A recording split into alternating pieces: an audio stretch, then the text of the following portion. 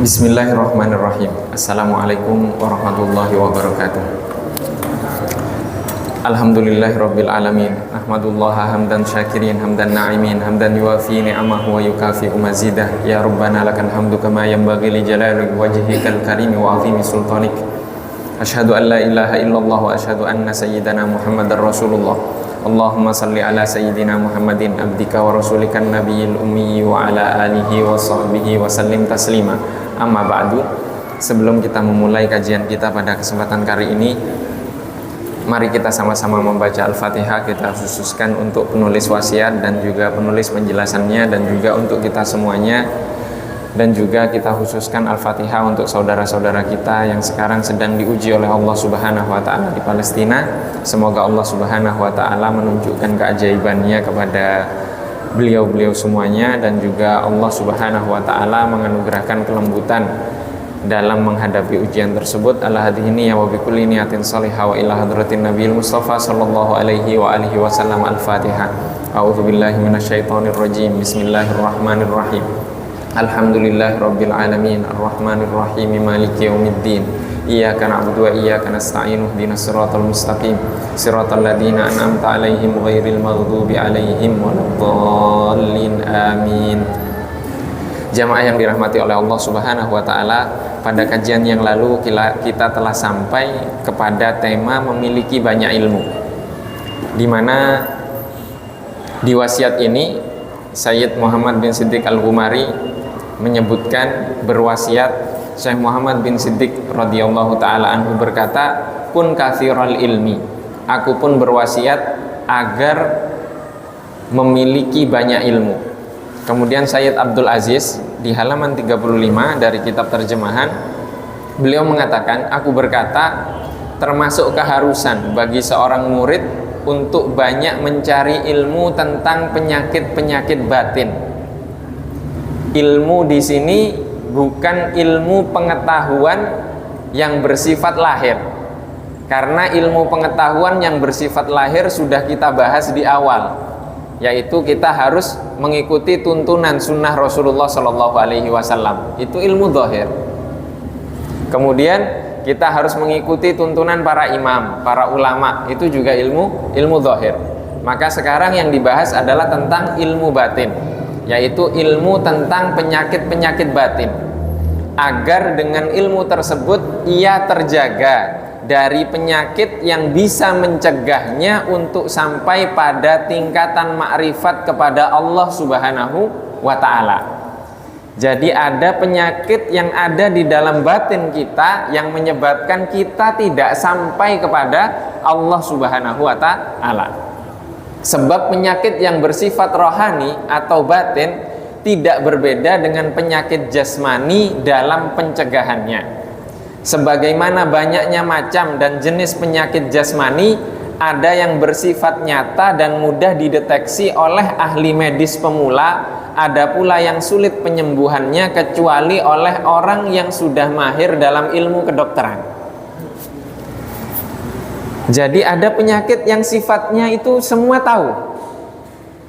Kita tahu, misalkan kita sekedar pusing biasa, kita ambillah Panadol, beli, butuh resep dari dokter kan? Tidak.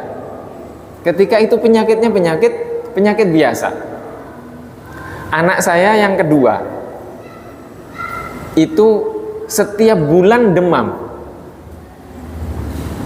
Jadi dari usia 1 tahun itu setiap bulan itu demam, bawa ke dokter sembuh. Berobatnya di harapan kita. Sekali berobat sudah berapa? Pakai dokter spesialis, sampai ganti-ganti dokter setiap bulan, sampai ketemu dengan dokter yang kelima. Belum diperiksa, dokternya sudah bilang, ini katanya, buka celananya, itu lubang pipisnya kecil, coba kita buktikan. Ternyata benar. Jadi dia belum ngecek, belum apa, dia sudah tahu penyakitnya di sana. Dokter seperti ini kan tidak mungkin kalau bukan jam terbangnya yang sudah tinggi dan dia sudah melihat tanda-tandanya. Sama di sini dikatakan penyakit batin itu sama dengan penyakit jasmani. Ada yang sifatnya zahir, jelas, semua orang bisa mendeteksinya dan semua orang bisa menanganinya. Tapi ada penyakit batin itu lebih banyak daripada penyakit jasmani. Begitu juga penyakit rohani, memiliki banyak macam dan jenisnya. Bahkan lebih banyak dari penyakit jasmani hingga tidak bisa diatasi dengan keilmuan yang sedikit. Tidak bisa diatasi dengan keilmuan yang sedikit. Kita pernah kisahkan sebelum ini bahwa Rasulullah duduk bersama sahabat, kemudian ada orang yang pakaiannya sederhana, jelek. Kemudian Rasulullah mengatakan, bagaimana orang tersebut menurut kalian? Jika dia ngetok pintu rumahku, saya nggak akan bukakan. Jika dia duduk di sampingku, aku akan pergi.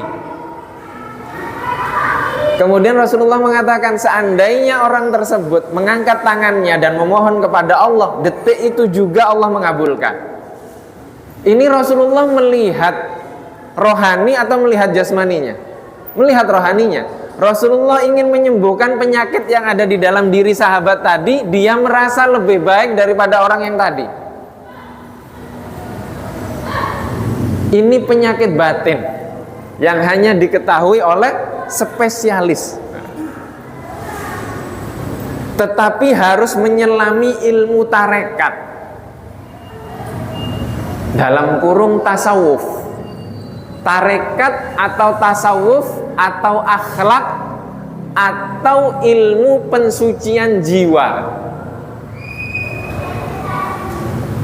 Jadi tarekat itu bukan sekedar formalitas begini, bukan, tapi itu untuk membersihkan jiwa. Kalau masuk ke tarekat, masuk ke tasawuf, jiwanya tambah kotor, bukan tarekat namanya. Bukan tasawuf namanya. Secara mendalam serta mengkaji dan menekuni kesungguhan para ulama salaf dalam menjaga jiwa mereka dari penyakit rohani. Bagaimana terapi pengobatan mereka terhadap penyakit tersebut yang ada kalanya samar dan sulit diketahui, sehingga hati mereka tersinari oleh nur cahaya ilahi. Jadi membersihkan batin itu tidak bisa kecuali dengan mengikuti apa yang telah dilakukan oleh ulama-ulama terdahulu. Ulama-ulama terdahulu. Sekarang kita tarik dari Rasulullah Shallallahu Alaihi Wasallam. Makhluk yang diciptakan Allah yang paling mulia adalah Nabi Muhammad Shallallahu Alaihi Wasallam.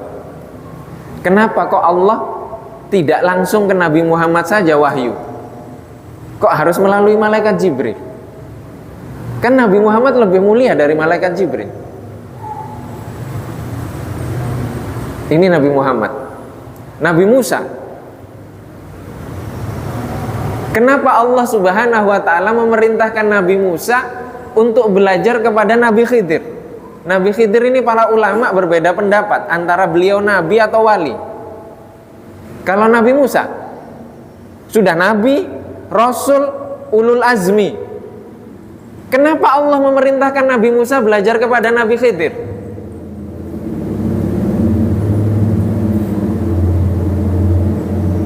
Kenapa?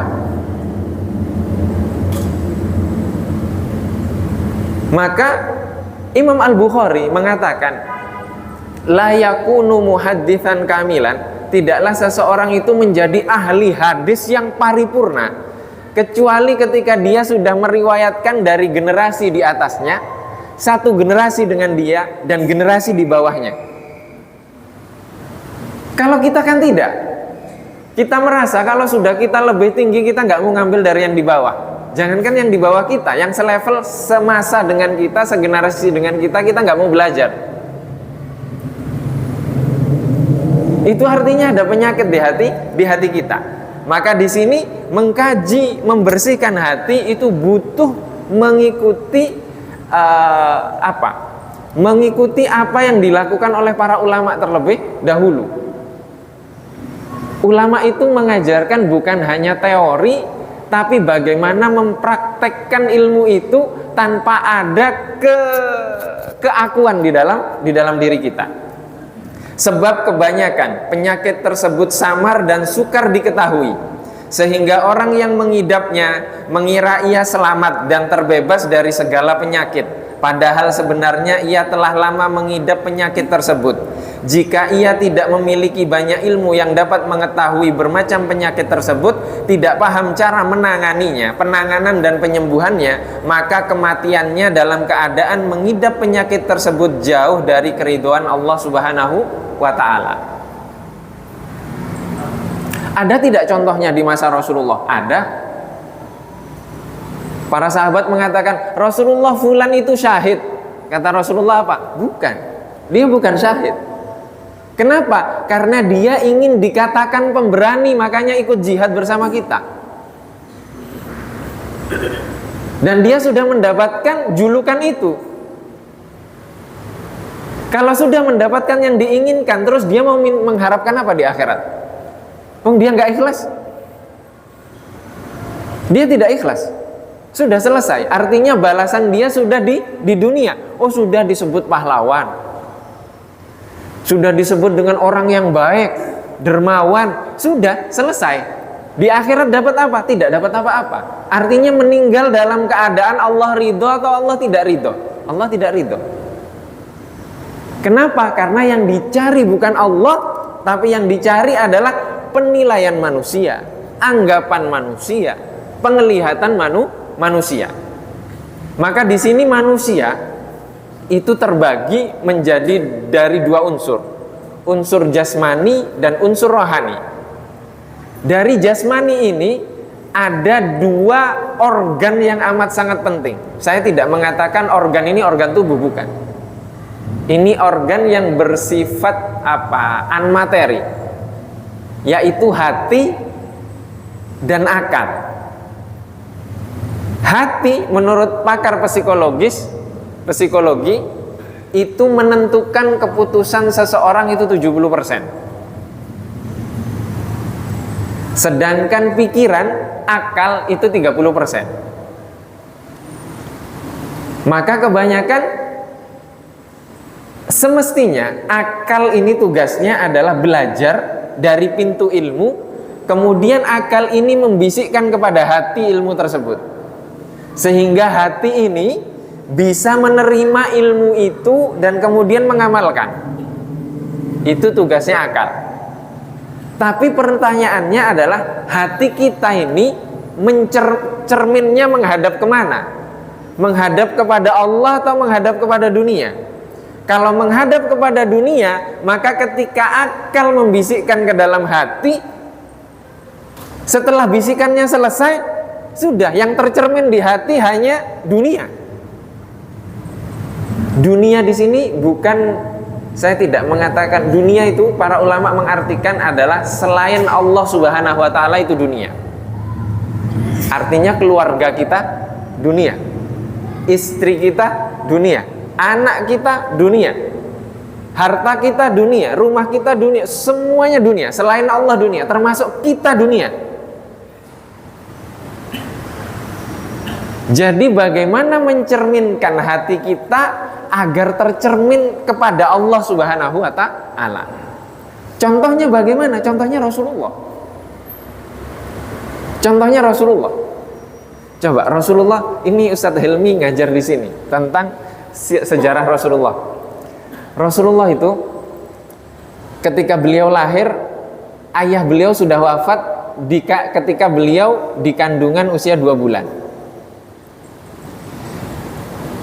Kemudian disusui dan juga dididik sampai usia 5 tahun di Bani Sa'ad oleh Halimatus Sa'diyah.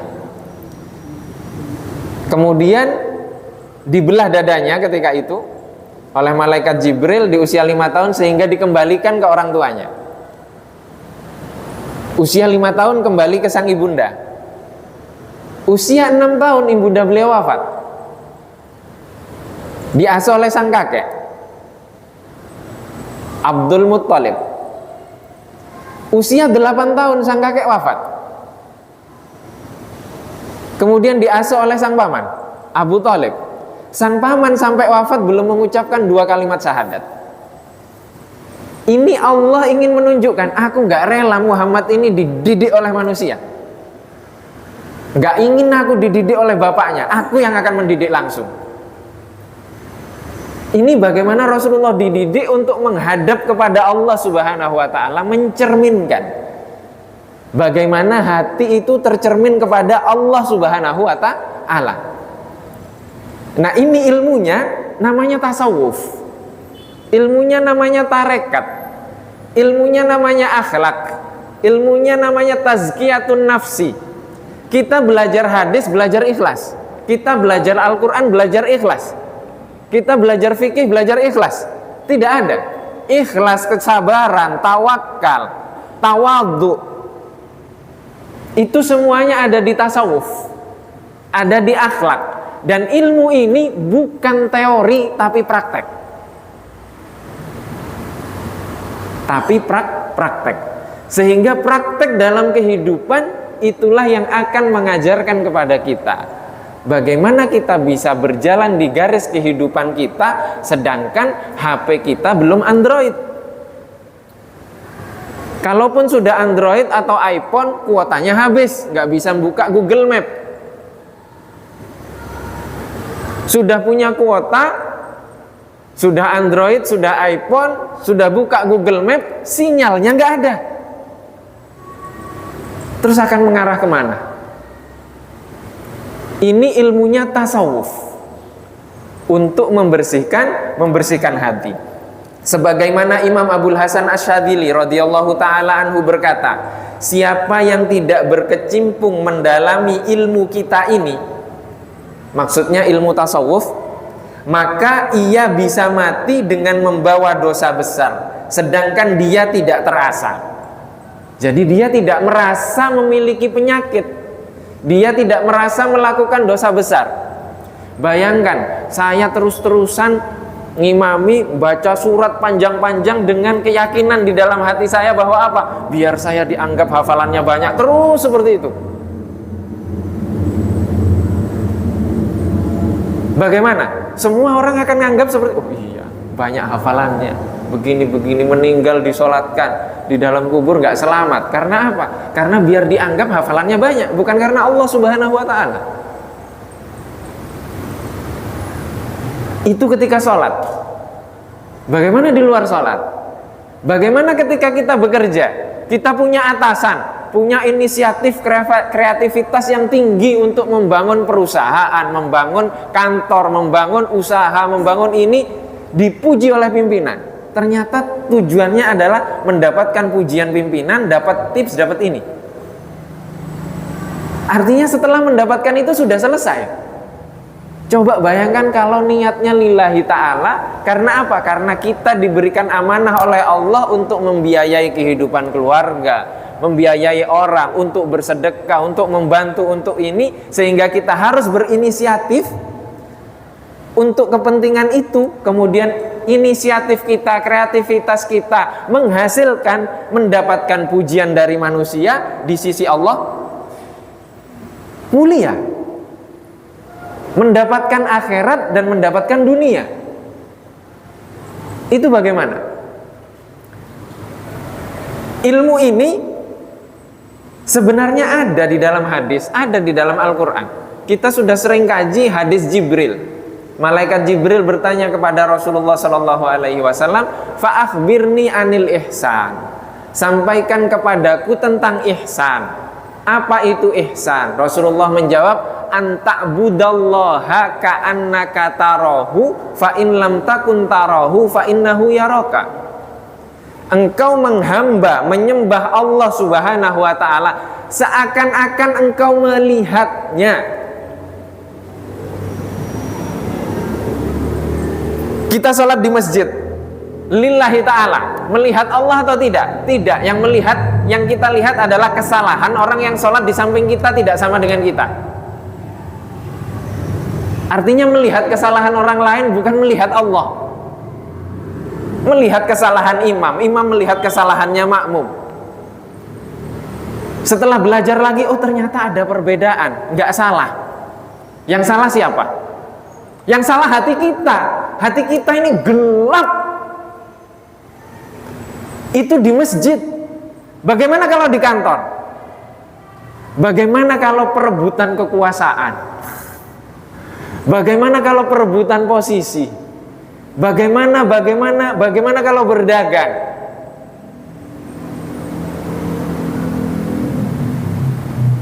Lebih gelap lagi.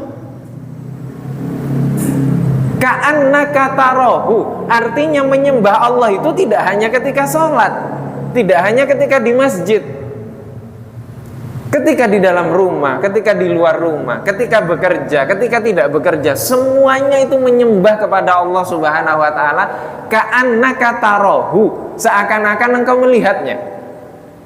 Maka beberapa ulama mengatakan bahwa beliau mengatakan ma ra'aitu syai'an illa ra'aitullaha aqrabu ilaihi minni, illa ra'aitullaha aqrabu ilaihi minni.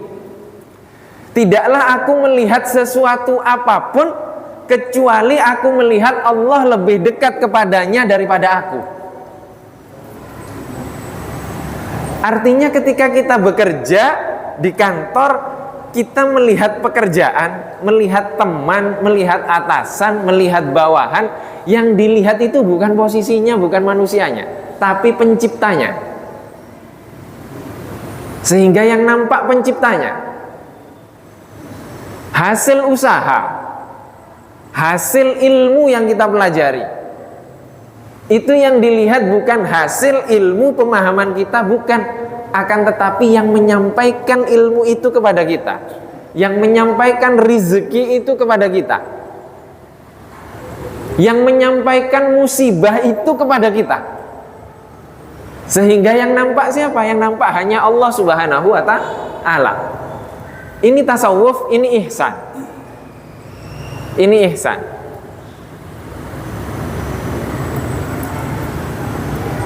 Maka dari itu ulama ahli dari kalangan salaf dan tarekat mengatakan bahwa makna ilmu pada sabda Nabi Muhammad SAW, talabul ilmi faridotun ala kulli muslimin. Mencari ilmu sangat diwajibkan bagi setiap muslim, yaitu ilmu ikhlas serta ilmu penyakit hati dan jiwa. Karena dengan ilmu tersebut dapat mengantarkan mereka menuju tingkatan makrifat kepada Allah Subhanahu wa taala. Timbul dalam diri mereka buah rasa takut dan sikap penghambaan serta senantiasa menunaikan hak-hak Allah Subhanahu wa taala. Adapun para ahli ilmu selain mereka, ahli ilmu selain ilmu mereka. Ilmu maksudnya di sini adalah ilmu batin. Jauh dari keadaan tersebut, bahkan mereka amat jauh dari keutamaan dan kesempurnaan. Artinya yang belajar hanya belajar ilmu lahir saja, itu jauh dari keutamaan dan kesempurnaan tanpa dibarengi dengan mempelajari ilmu batin, yaitu pensucian jiwa. Jiwanya sakit dipenuhi rasa sombong, bangga diri, merasa unggul, cinta popularitas, dan condong kepada dunia. Hati mereka terlumuri hawa nafsu, sifat riya, dan orientasi kepada makhluk, yaitu bukan Allah Subhanahu wa ta'ala. Kesemuanya ini termasuk kemaksiatan yang amat besar dan seburuk-buruknya dosa yang menimpa ulama rusum.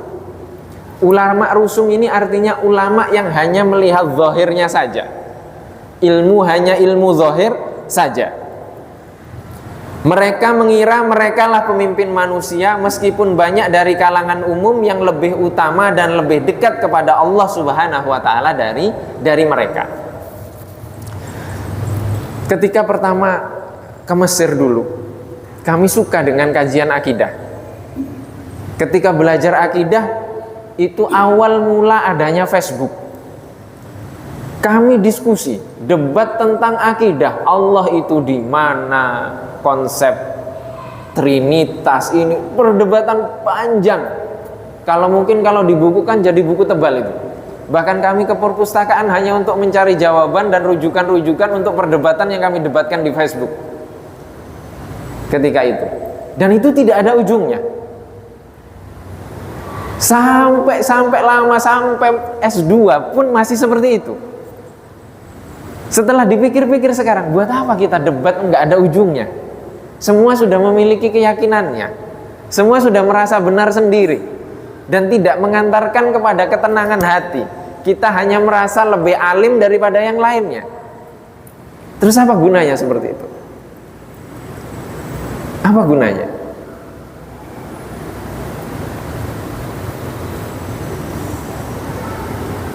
Kita tidak bisa mengantarkan kita kepada Allah Subhanahu wa Ta'ala. Terus apa gunanya?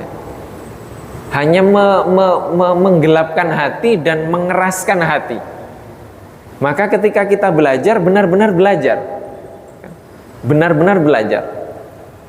Kami pun demikian. Di awal-awal ketika belajar bersama para guru, para syekh, itu kami banyak pertanyaan-pertanyaan. Bertanya. Terkadang pertanyaan kami tidak dijawab. Dan kami baru tahu kenapa kok tidak dijawab setelah sekian tahun.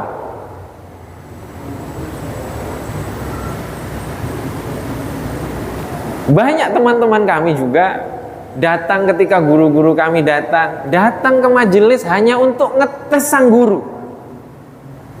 Banyak itu. Banyak sekali.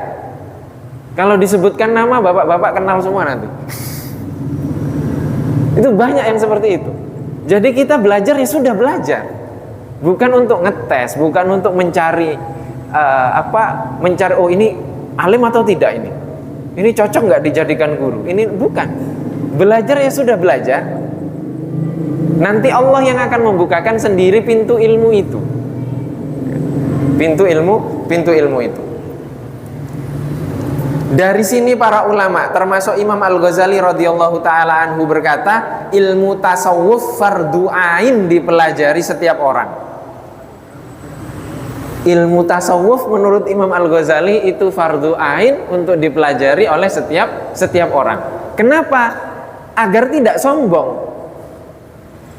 Agar tidak sombong. Pertanyaannya, yang pertama kali sombong itu siapa? Iblis. Disuruh sujud, Allah yang memerintahkan sujud. Allah yang memerintahkan sujud. Allah ya. Ini Allah yang memerintahkan. Sujud kamu ke Adam. Apa jawaban iblis? Saya lebih mulia dari dia. Saya diciptakan dari api, dia diciptakan dari tanah.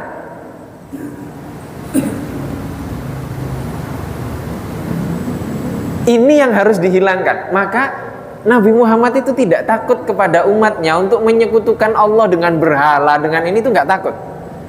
Yang paling ditakutkan Nabi Muhammad adalah umatnya itu terlena dengan dunia sehingga tertutup, terhijab dari Allah Subhanahu wa Ta'ala. Itu yang paling ditakutkan, sehingga lupa. Maka Imam Al-Ghazali mengatakan ilmu tasawuf itu fardu ain dipelajari setiap orang. Sebab beramal untuk keselamatan dari api neraka dan siksa Allah Subhanahu wa Ta'ala hukumnya wajib bagi setiap orang. Ilmu tasawuflah yang dapat mengantarkan seorang hamba mengerti kesamaran dosa-dosa besar yang amat buruk dan sejelek-jeleknya maksiat. Karena ilmu tersebut berkaitan dengan urusan keadaan hati, baik yang merusak maupun yang membaguskannya. Adapun yang menganggap ilmu tersebut tidak berguna, maka ia telah memutuskan hubungannya dengan Allah Subhanahu wa Ta'ala. Maka kalau ada orang yang mengatakan bahwa tasawuf itu sesat, artinya dia sudah melarang kita untuk belajar akhlak, bagaimana membersihkan hati. Oh benar nggak ada tasawuf yang sesat? Oh benar, ada. Maka kuncinya mudah. Guru-guru kami yang kami temui yang mengajarkan kepada kami kitab-kitab seperti ini mengatakan, bandingkan apa yang kami ajarkan dengan Rasulullah. Jika sama ikuti, jika tidak sama jangan diikuti. Jadi kalau ada orang ngajak ke tasawuf tapi dia nggak sholat 5 waktu, jangan diikuti. Jangan diikuti. Atau ngomong dia sholat tidak wajib, cukup ingat saja, jangan diikuti. Ngomong sesuatu yang hukumnya wajib, dia katakan oh enggak, itu enggak wajib, itu boleh-boleh saja, ditinggal juga boleh, tinggalkan. Ada yang bertentangan dengan apa yang diajarkan oleh Rasulullah, dia pakai pakaian tasawuf, tinggalkan. Tinggalkan. Tasawuf itu sesuai dengan Rasulullah Shallallahu Alaihi Wasallam, tidak bertentangan sama sekali. Seperti itulah bahwa ilmu tasawuf merupakan ilmu yang bermanfaat dalam mencapai tujuan pokok ibadah yang wajib dipahami setiap muslim untuk mengetahui penyakit-penyakit hati yang bisa mendatangkan murka Allah Subhanahu wa taala. Sebagaimana Rasulullah Shallallahu alaihi wasallam mengabarkan melalui sabdanya, al ilmu ilmani. Ilmu itu ada dua ilmu. Ilmun fil qalbi, fadzalika al ilmu an-nafi'. Ilmu yang pertama adalah ilmu yang ada di dalam hati, dan inilah ilmu yang bermanfaat. Wa ilmun alal lisani, dan ilmu yang ada di lisan. Yang ada di lisan ini seperti kita sekarang ini. Ini saya baca buku, diucapkan dalam lisan, disampaikan seolah-olah saya paham. Ini ilmu lisan. Ilmun alal lisan, ilmu yang ada di lisan. Fadzalika hujjatullahi ala ibni Adam. Maka ini adalah saksi argumentasi Allah kelak atas kelakuan Bani Adam, anak cucu Adam. Jadi kalau kita belajar, saya menyampaikan, yang saya sampaikan ini tidak sesuai dengan fakta apa yang saya lakukan, nanti ilmu yang saya sampaikan ini akan jadi saksi yang akan memperberat saya kelak di akhirat. Jadi ilmu itu ada dua, ilmu yang ada di hati dan ilmu yang ada di lisan. Diriwayatkan oleh Imam Khatib Al-Baghdadi dalam kitab Tarikh dengan sanad hasan dari Sayyidina Jabir, sebagaimana yang dikabarkan oleh Al-Imam Al-Munziri. Begitu juga Ibnu Abdul Bar dalam kitab Al-Ilmu dari jalur Sayyidina Hasan secara mursal, dan juga Abu Bakar bin Khair Al-Ishbili dalam kitab Al-Fahras dari Sayyidina Abdullah ibnu Umar secara marfu. Dalam riwayat lain Rasulullah Shallallahu Alaihi Wasallam bersabda, al-ilmu ilmani. Ilmu itu ada dua ilmu. Fa ilmun thabitun fil qalbi, fadzalika al-ilmu an-nafi', yaitu ilmu yang tetap paten di dalam hati, dan itulah ilmu yang bermanfaat. Wa ilmun fil lisan, dan ilmu yang ada di lisan. Fadzalika hujjatullahi ta'ala ala ibadihi, dan itu adalah hujjah Allah Subhanahu wa taala atas hamba-hambanya. Diriwayatkan oleh Al-Asfahani dalam kitab At-Targhib, dan juga Imam Dailami dalam kitab Musnadul Firdaus dari riwayat Sayyidina Anas radhiyallahu ta'ala. Hadis ini menyiratkan bahwa ilmu yang berguna adalah ilmu hati yang berkaitan dengan keikhlasan, penyakit-penyakit jiwa, dan keadaan hati seperti rasa takut akan murka Allah Subhanahu wa taala, penuh harap, jujur, sabar, yakin, rasa cinta kepada Allah Subhanahu wa taala, merasa butuh kepada Allah Subhanahu wa taala, melakukan perenungan, tawakal, ridho, syukur, rasa malu, zuhud, mawas diri. Mawas diri ini muraqabah, yaitu artinya dipantau, merasa selalu dipantau oleh Allah Subhanahu wa taala, dan lain sebagainya yang banyak dituturkan ulama sufi dalam karya-karya mereka dan tidak ditemukan dalam karya selainnya. Adapun selain ilmu tersebut, maka tidak memberikan manfaat dan faedah sama sekali sebagaimana fakta yang ada. Sebab mereka yang pandai akan ilmu zahir, ilmu yang nampak, keilmuannya hanya terbatas pada retorika saja, sedang hatinya kosong dari nilai-nilai kebaikan. Mereka mengatakan sesuatu yang tidak mereka lakukan dan melakukan hal yang mereka ingkari. Hal itulah yang menjadikan mereka sebagai hujjah, bukti Allah Subhanahu wa taala atas ketidaksesuaian keadaan mereka. Kenapa kita harus mempelajari mulainya dari Rasulullah? Karena Rasulullah itu mencontohkan Al-Quran dalam kehidupan, dalam sunnah. Setelah itu sahabat pun mempraktekkan. kemudian para ulama mempraktekkan terus seperti itu. Contoh, di masa Imam Ibnu Hajar Al-Asqalani, Imam Ibnu Hajar madhabnya Syafi'i. Ada di sampingnya, jadi di belakang Masjid Al-Azhar itu ada madrasah kecil. Di sana namanya madrasahnya Imam Al-Aini. Ibnu Hajar ini Syafi'i, ngajarnya di Masjid Al-Azhar. Imam Aini punya madrasah sendiri dan beliau madrasahnya Hanafi. Imam Aini punya penjelasan tentang Sahih Bukhari. Imam Ibnu Hajar juga nulis penjelasan tentang Sahih Bukhari dalam Fathul Bari. Karyanya Ibnu Hajar Fathul Bari namanya. Kemudian Imam Aini karyanya Umdatul Qari. Dua-duanya penjelasan atas Sahih Bukhari. Perbedaan madhab, perselisihan madhab ketika itu agak tajam di masa itu. Sehingga di dalam buku ini Imam Aini di dalam buku Umdatul Qari itu mengkritisi Ibnu Hajar. Demikian juga Ibnu Hajar mengkritisi Imam Aini di dalam Fathul Bari. Imam Aini, kelebihan beliau dari segi bahasa Arab beliau hebatnya Masya Allah. Sehingga Imam Aini banyak mengkritisi Ibnu Hajar tentang kaedah-kaedah bahasa Arab. Coba akhlaknya para ulama ini ketika mengkritik. Imam Aini ketika menyebutkan dalam bukunya Umdatul Qari itu, wa qala ba'duhum, telah berpendapat sebagian dari mereka. Itu artinya maksudnya sebagian dari mereka, sebagian dari ulama itu adalah Ibnu Hajar. Jadi ketika menyebutkan wa qala ba'duhum, telah berkata sebagian ulama, sudah bisa dipastikan setelah menjelaskan pendapat ulama tersebut di bawahnya kritik.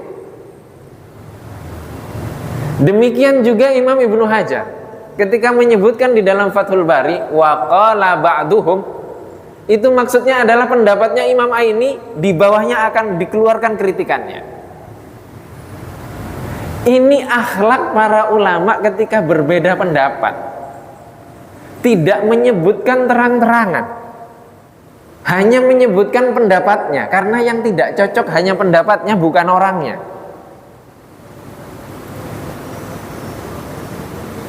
Coba dicari di Sahih Bukhari, Sahih Muslim, ada tidak yang menjelaskan ketika menjelaskan aib tentang sahabat, pasti dibuat inisial. Wa qala rajulun minal ansor, telah berkata seseorang dari sahabat Ansor, tidak disebutkan namanya. Coba dicari onta yang nggak dipekerjakan tapi nggak dikasih makan, kemudian curhat ke Rasulullah, itu ontanya siapa? Tidak ada. Kenapa? Karena ingin menutupi orangnya yang ditampakkan kesalahannya agar tidak diulangi. Ini akhlak. Agar apa? Agar tidak menyakiti hati, tidak merusak hati. Dan ini tidak akan lahir kecuali dari sosok seorang ulama yang mengerti ilmu lahir dan ilmu batin sekaligus. Kalau begini hidupnya enak, hidup kita enak dan tidak bertengkar sama sekali. Karena apa? Karena kita mencontoh bagaimana para sahabat dahulu. Sahabat dahulu dididik oleh Rasulullah Shallallahu Alaihi Wasallam tentang akhlak-akhlak seperti tadi. Dan itu semuanya kajiannya ada di dalam diskursus tasawuf, yaitu ilmu tasawuf atau ilmu akhlak. Dan semoga Allah Subhanahu Wa Taala menganugerahkan kepada kita tidak hanya ilmu lahir tapi juga ilmu batin, sehingga hati kita bersih sebelum kita menghadap kepada Allah Subhanahu Wa Taala. Allahumma amin. Mohon maaf apabila ada kekurangan. Wabillahi taufiq wal hidayah war ridha wal inayah. Wassalamualaikum warahmatullahi wabarakatuh.